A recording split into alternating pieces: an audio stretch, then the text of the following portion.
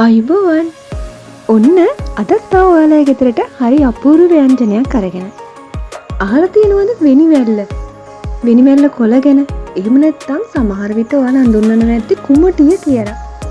මමත් හැදුවේ ඔන්න පළවෙනි වතාවට.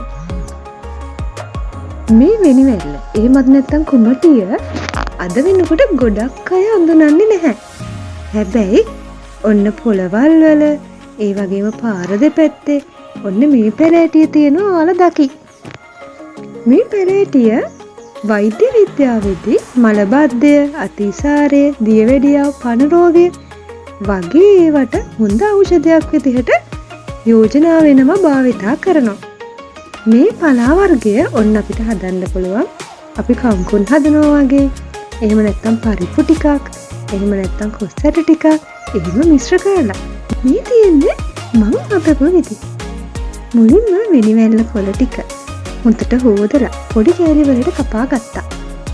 ඊට පස්සේ මේක ඇතුළේකට දාලා ලුණු ටිකක්, සුදු ලුණු, එතකොට තියෙනවා නම් මිරිස් කරලා, පොල් කිරි ටිකක් එහෙම දාලා හොඳට කලවම් කරලා තක්කල් ටිකකුත් දැම්මා මම.